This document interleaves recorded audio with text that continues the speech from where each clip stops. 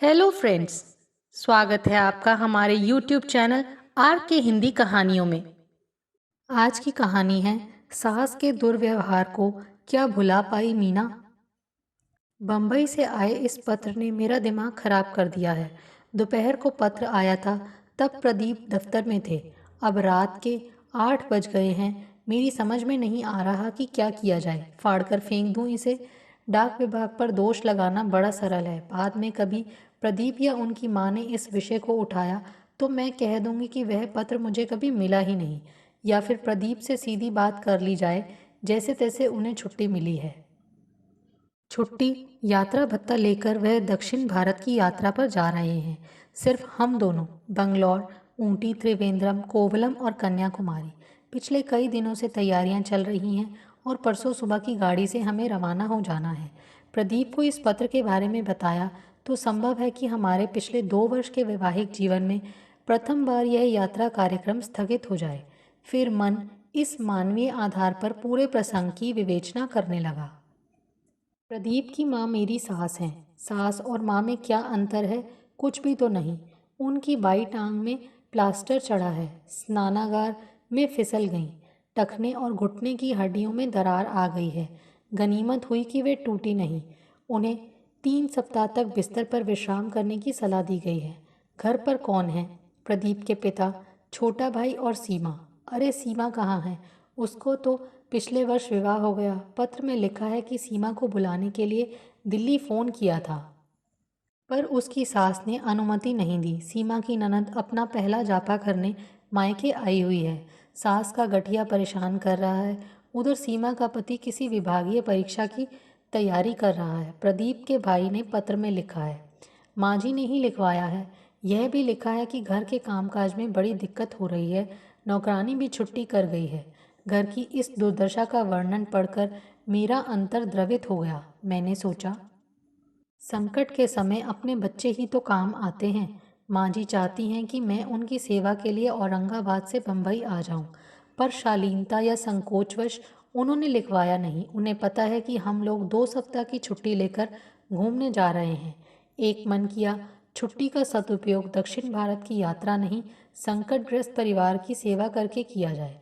पर तभी मन कसैला सा हो गया। शादी के पहले वर्ष में मेरे साथ माँ जी ने जो व्यवहार किया था, उसकी कटु स्मृति आज तक मुझे छटपटाती है।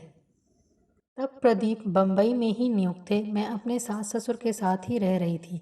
एक दिन नासिक से पिताजी का पत्र आया था। लिखा था कि कौशल्या बीमार है, उसे टाइफाइड हुआ और बाद में पीलिया। डॉक्टरों ने 4 हफ्ते पूर्ण विश्राम की सलाह दी है। वह बेहद परेशान है, पर मैं और तेरा छोटा भाई उसकी देखभाल कर लेते हैं। खाना पकाने में दिक्कत होती है, पर पेट भरने के लिए कुछ कच्चा पक्का बना ही लेते हैं। कभी दूध डबल रोटी ले लेते हैं, कभी बाजार से छोले भटूरे ले आते हैं। पत्र पढ़कर मेरी आंखों में आंसू आ गए। घर की ऐसी दुर्दशा, मेरा दिल किया कि मैं उड़कर नासिक पहुंच जाऊं। शादी के बाद पूरे 1 वर्ष के में केवल रक्षाबंधन पर मैं एक दिन के लिए अपने घर गई थी। प्रदीप साथ में थे। मैंने माँ जी से घर जाने के लिए कहा तो वह संवेदन शून्य स्वर में बोली, शादी के बाद लड़की को बात बेबात मायके जाना शोभा नहीं देता। उसे तो सिर्फ एक बार, और वह भी किसी त्योहार पर ही माँ के घर जाना चाहिए। माँ जी, माँ को पीलिया हो गया है। घर में बहू, घर में यह मामूली हारी बीमारी तो चलती रहती है। इस तरह छोटे मोटे बहाने से मायके की तरफ लपकना अच्छा लगता है।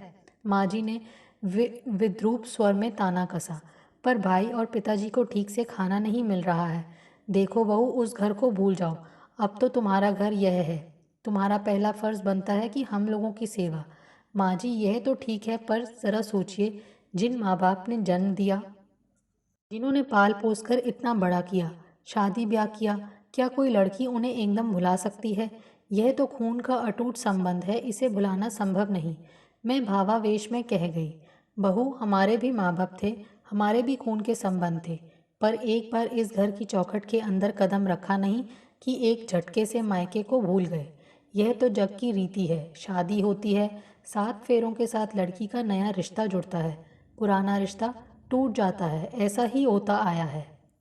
वह तो ठीक है माँ जी, लड़की का कर्तव्य है कि वह सास ससुर पति बच्चों की सेवा करे, पर इसका यह अर्थ नहीं कि वह अपने जन्मदाताओं के सुख दुख में भी काम न आए।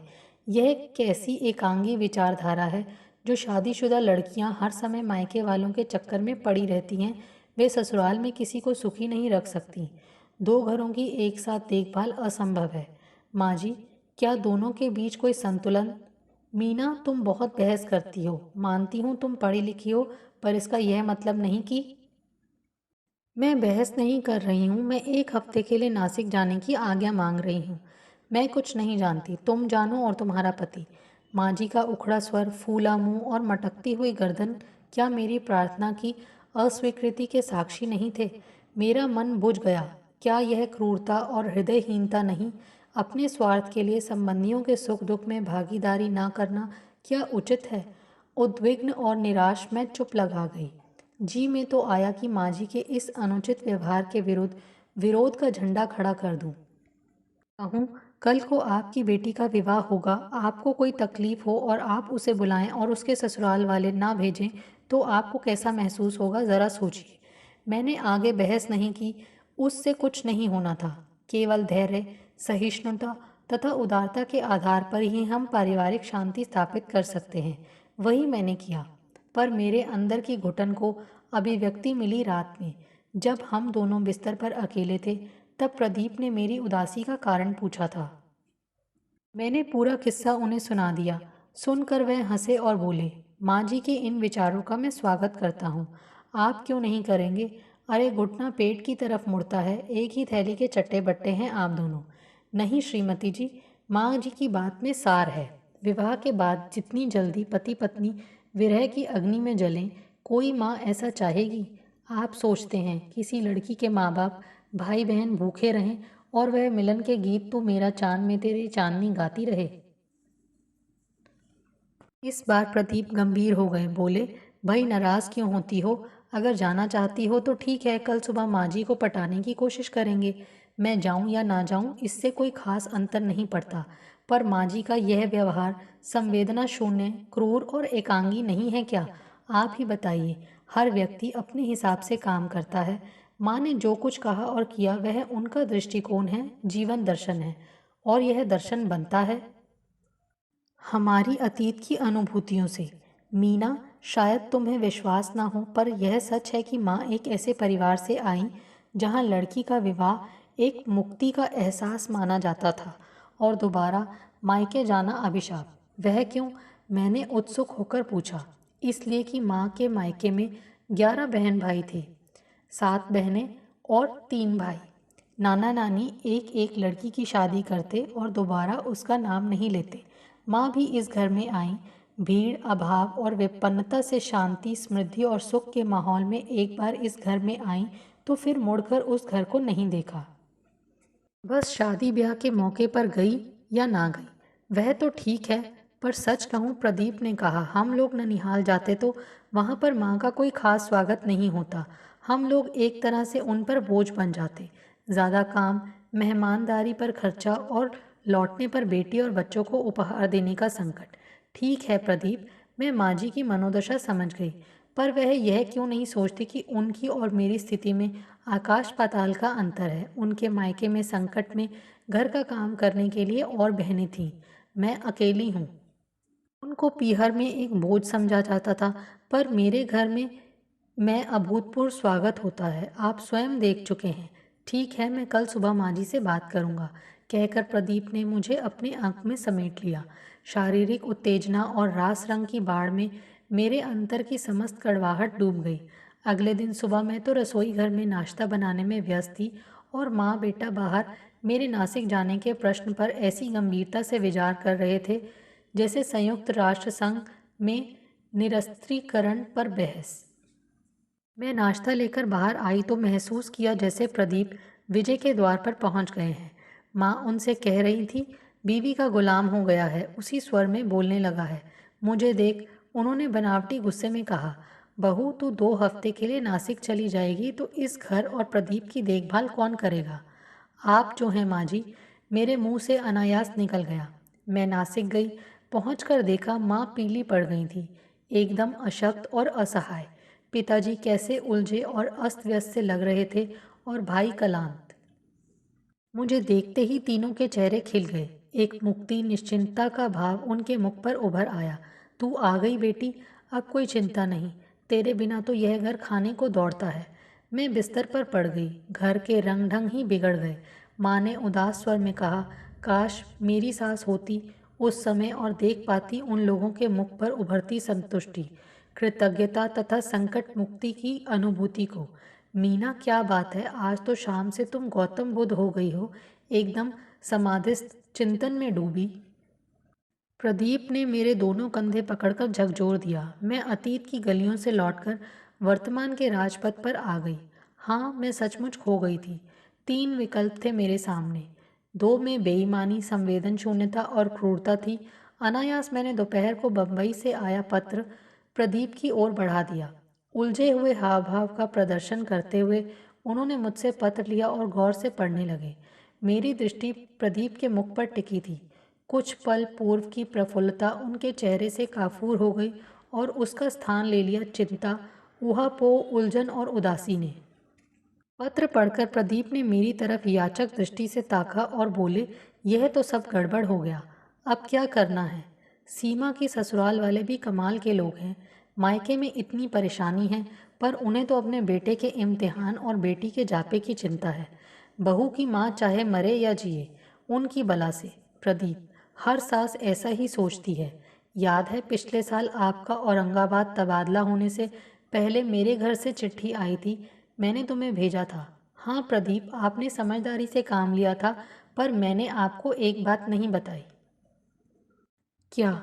माँ जी ने मुझे बड़ी कड़वी बातें कही थी। उन्होंने कहा था कि जो लड़कियां बात बेबात मायके दौड़ती हैं उनका अपना घर कभी सुखी नहीं रह सकता।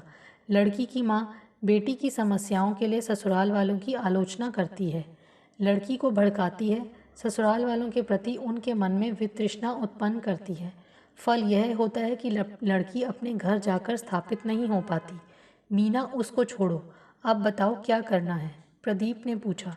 करना क्या है? हमें कल सुबह ही बम्बई रवाना होना है। और छुट्टी का क्या होगा? प्रदीप, घूमने फिरने के लिए पूरी जिंदगी पड़ी है। हम माँ जी को बीमार और पिताजी तथा भैया को इस संकट में छोड़कर सैर सपाटे के लिए कैसे जा सकते हैं? मायका हो या पति का घर, बच्चों तथा बहू बेटी का माँ बाप सास ससुर की सेवा करना प्रथम कर्तव्य है। और यह जो सामान बंधा हुआ है उसका क्या होगा? उसे भी बम्बई लिए चलते हैं। प्रदीप ने मेरी ओर अनुराग भरी दृष्टि डाली। क्या उसमें केवल स्नेह था? नहीं, उसमें प्रशंसा, गर्व, खुशी और संतोष सबका संगम था। अगले दिन दोपहर बाद करीब 3:30 बजे हम लोग मुंबई पहुंच गए। अचानक बिना किसी पूर्व सूचना के हमें आया देखकर माँ, पिताजी और छोटे भैया के चेहरों पर सूर्योदय के बाद की सी चमक आ गई। वे कितने खुश, मुग्ध और चिंता रहित से लगने लगे थे। मैंने माँ जी की दशा देखी तो अपने निर्णय की बुद्धिमत्ता का विचार आत्मतुष्टि उत्पन्न कर गया। वास्तव में वह काफ़ी तकलीफ में थी। साथ ही घर पूरी तरह से अस्त व्यस्त हो चुका था। बहू आ गई, अब कोई चिंता नहीं। यह थी पिताजी की प्रतिक्रिया। उन्होंने चैन की सांस ली। भाभी, आप अचानक कैसे आ गई? मेरे देवर ने घोर आश्चर्य से पूछा। बहू, तुम लोग तो दक्षिण भारत की यात्रा पर जाने वाले थे, माँ जी ने पूछा। हाँ माँ जी, पर माता पिता की सेवा तो हम सबका प्रथम कर्तव्य है। आपकी दुर्घटना की सूचना पाकर हम सैर सपाटे के लिए कैसे जा सकते थे? माँ जी कुछ नहीं बोली, केवल उनकी आंखों में नमी उभर आई। हमारे आगमन से घर में नवजीवन का संचार हो गया। मैंने आते ही घर के संचालन की बागडोर संभाल ली। सफाई, धुलाई, रसोई घर का काम, खाना बनाना, माँ जी की सेवा और समय समय पर उनको दवा तथा खान पान देना। 3-4 दिन में ही घर का कायाकल्प हो गया। चौथे दिन माँ जी के मुख से निकल ही गया, घर को पुरुष नहीं औरत ही चला सकती है, चाहे वह बहू हो या बेटी। मैं क्या कहती, शब्दों में नहीं गर्दन को हिलाकर मैंने माँ जी के कथन से अपनी सहमति प्रकट कर दी। सीमा की ससुराल वाले बड़े मतलबी और स्वार्थी हैं। जोत रखा होगा मेरी बेटी को। 4 दिन पहले ननद की बेटी हुई है। जच्चा का कितना काम फैल जाता है। सास की निर्दयता तो देखो, उसे इतना भी ख्याल नहीं कि बहू की माँ की टांग टूट गई है और घर पर कोई नहीं है देखभाल करने वाला। माँ जी की भुनभुनाहट सुनकर मुझे अंदर से खुशी हुई। इंसान पर जब बीतती है तब उसे पता चलता है। पिछले वर्ष माँ जी को क्या हुआ? तब वह सास थी और आज केवल माँ। 8वें दिन एक अप्रत्याशित घटना घड़ी। शाम के 8 बजे अचानक बिना किसी पूर्व सूचना के सीमा आ धमकी। साथ में था अशोक, उसका पति। घर में खुशी की धूम मच गई। माँ जी की आंखों से खुशी के आंसू बह निकले। बेटी और दामाद का अनायास आगमन निश्चित रूप से अभूतपूर्व सुख का क्षण था। हमें देखकर वे दोनों चौंके। उन्होंने हमारे वहाँ होने की कल्पना तक नहीं की थी। चिट्ठी पाकर दौड़े चले आए बेचारे। 1 सप्ताह से बहू ऐसी सेवा कर रही है कि बस पूछो मत। माँ जी के स्वर में सच्ची प्रशंसा थी। भाभी, कितनी छुट्टियां बची हैं तुम्हारी? सीमा ने पूछा। यही 8-10 दिन। मैंने एक दीर्घ निश्वास छोड़कर कहा, ठीक है, कल खिसको यहाँ से, अब मैं संभालती हूँ यह मोर्चा। सीमा बोली, पर अब आरक्षण वगैरह कैसे मिलेगा? प्रदीप के स्वर में निराशा थी। भैया, मतलब तो छुट्टी और सैर सपाटे से है। दक्षिण नहीं जा सकते तो गोवा चले जाओ, बसें जाती हैं, वहाँ ठहरने के लिए जगह मिल ही जाएगी। केलनगूड तट की सुनहरी बालू में अर्धनग्न लेटकर मस्ती मारो, सीमा एक सांस में कह गई। प्रदीप ने मेरी तरफ देखा और मैंने उसकी तरफ। हाँ बहू, अब सीमा आ गई है, तुम लोग कल चले जाओ, क्यों छुट्टियां बर्बाद करते हो? कहकर माँ जी ने सीमा से पूछा, क्यों री, तेरी सास ने तुझे कैसे छोड़ दिया? पिताजी की चिट्ठी पढ़कर उन्होंने खुद कहा कि मैं तुरंत मुंबई जाऊं। उन्होंने तो पहले भी मना नहीं किया था, वह तो मुझे ही कहने का साहस नहीं हुआ। इनके इम्तिहान, मंजू बहन जी का जापा और फिर यह भी आपको देखने के लिए चिंतित हो गए। माँ जी के मुख पर रुपहली आभा बिखर गई। वह भावातिरेक से कांपने लगी, फिर कुछ क्षण बाद बोली, सचमुच मेरे बच्चे और संबंधी इतने उदार, कृपालु और प्रेमी हैं, कितना ख्याल रखते हैं मेरा। बहू, माँ जी ने मुझे संबोधित करके कहा। 6 मास पूर्व के अपने आचरण पर मैं लज्जित हूँ। पहले ज़माने में परिवार के अंदर लड़कियों की सेना होती थी, एक गई तो दूसरी उसका स्थान ले लेती थी। पर आज हम दो हमारे दो, एकमात्र लड़की चली जाए तो बहुत खलता है। उस पर वह हारी बीमारी सुख दुख में काम न आए तो बड़ा भावनात्मक कष्ट होता है। कहकर माँ जी ने थकान के कारण आंखें बंद कर लीं। आराम कीजिए माँ जी, कहकर हम सब बगल के कमरे में चले गए और गप्पे मारने लगे। मुझे अपने निर्णय पर संतोष था। साथ ही अगले दिन गोवा जाने का मन में उत्साह था। संभवतः मेरे लिए सबसे ज़्यादा गौरव की बात थी मेरे अपने घर में मानवीय संबंधों में आधारभूत मूल्यों की पुनः स्थापना। शायद इसी का माध्यम मैं ही थी। आपको हमारी ये कहानी कैसी लगी? प्लीज़ कमेंट करके ज़रूर बताइए। अगर आप इस चैनल पर नए हैं तो इसे सब्सक्राइब करें और शेयर करें। Thank you.